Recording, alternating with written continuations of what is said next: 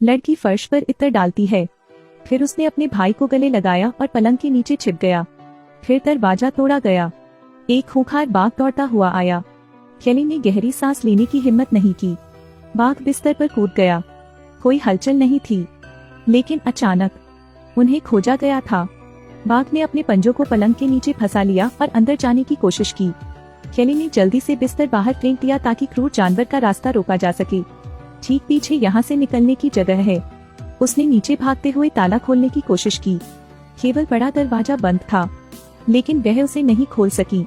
केली कुछ सोचने पर मजबूर हो गई। उसी क्षण खूंखार बाघ आ पहुंचा। वह कमरे में और पाइप में चली गई। केली पाइप की दीवार से चिपक जाने की कोशिश करती है। कुछ देर बाद बाघ अंदर आ गया। यह हर जगह शिकार की तलाश करता है। उसने कसकर पकड़ रखा था, आवाज करने की हिम्मत नहीं कर रही थी। अचानक फोन की घंटी बजी। यह तुरंत आकर्षित हुआ और स्क्रीन को रौंद दिया। इस बिंदु पर केली अब खड़ा नहीं होने वाला है। ट्यूब की दीवार के साथ गिरने वाला पसीना जमीन पर गिर जाता है। बाघ ने वह आवाज सुनी। इसने पसीना चाटा और ऊपर देखा। इसके द्वारा केली की खोज की गई थी। बाघ दहाड़ा और उछल पड़ा। ऊपर चढ़ने के लिए अपनी पूरी ताकत का इस्तेमाल करते हुए लड़की ने सख्त चकमा दिया। अंत में उसे एक रास्ता मिल गया। दुश्मन उसे भागते हुए ही देख सकता था। केली बाहर चढ़ गया। वह रसोई में गई, नींद की गोलियां निकाली, फिर मांस को गोलाई में ढालकर उसने भर दिया। इसके बाद केली ने उन्हें घर के हर कोने में फेंक दिया। तभी बाघ ऊपर से नीचे आ गया।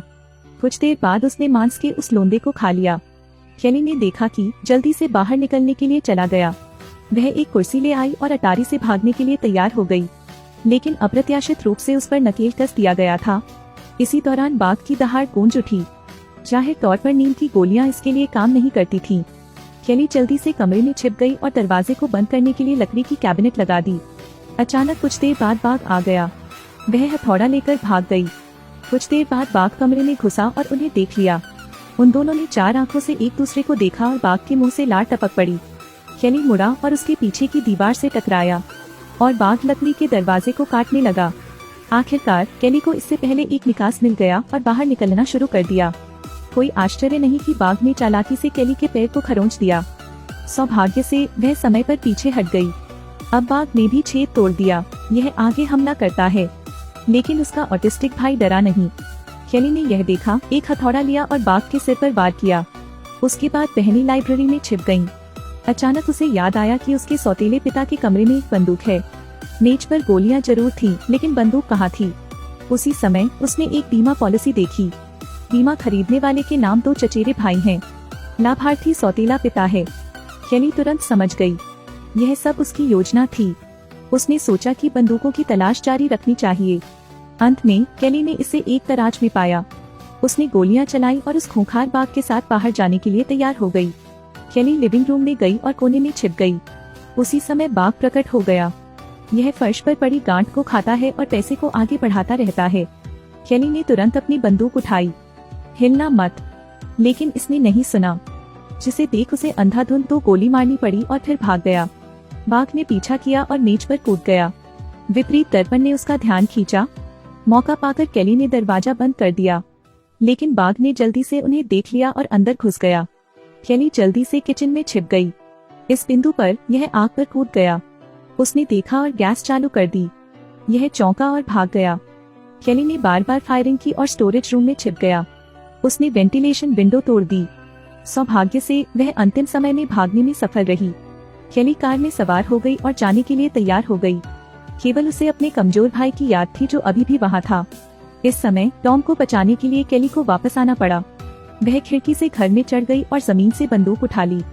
केली ने अपने भाई को कोने में दुबका हुआ पाया। दोनों जाने की तैयारी करते हैं। इसी दौरान बाघ प्रकट हो गया। केली एक उपाय सोचने लगा। उसने स्प्रे बोतल ली और उसे लाइटर पर छिड़का, लेकिन उससे कुछ खास नहीं हुआ। इसके बाद केली को एक छड़ी मिली। उसने अपने सिर पर एक तौलिया लपेटा और आग बुझाने के लिए कुछ गैस और अल्कोहल छिड़का, तो एक मशाल खत्म कर दी। फिर दोनों बहनें सावधानी से चली गईं। अचानक बाघ ऊपर से नीचे कूद गया। केली ने मुड़कर टार्च को बाघ पर फेंका, लेकिन आग ने उसे नहीं डराया। केली ने उसके सिर में गोली मार दी। बंदूक का बारूद खत्म हो गया। वे जल्दी से पीछे हट गए और रेफ्रिजरेटर में छिप गए। बाघ आगे छलांग लगाता है, लेकिन केवल कैबिनेट के ऊपर ही चल सकता है। कुछ देर बाद कोई हलचल नहीं हुई। उन्होंने फ्रिज का दरवाजा खोला और दौड़ना जारी रखा। इसी क्षण बाहर का लकड़ी का दरवाजा खुल गया। सौतेला पिता बंदूक लेकर अंदर चला गया। इसी दौरान दोनों बहनें भी बाहर निकली। वह हैरान था क्योंकि उसे उम्मीद नहीं थी कि वे अब भी जीवित होंगे। केली उससे पूछने लगी कि वह ऐसा क्यों कर रहा है। सौतेले पिता ने बहनों से कहा उसने ही उनकी मां की हत्या की थी। जैसे ही उसने बोलना समाप्त किया, बाघ उसके ऊपर झपटा। अंत में यह एक अच्छा भोजन है। उस खूंखार बाघ की निगाह में केली चुपचाप अपने भाई को दूर ले गई। इस समय टॉम ने अपनी बहन का हाथ कसकर पकड़ रखा था। केली खुशी से मुस्कुरा दी।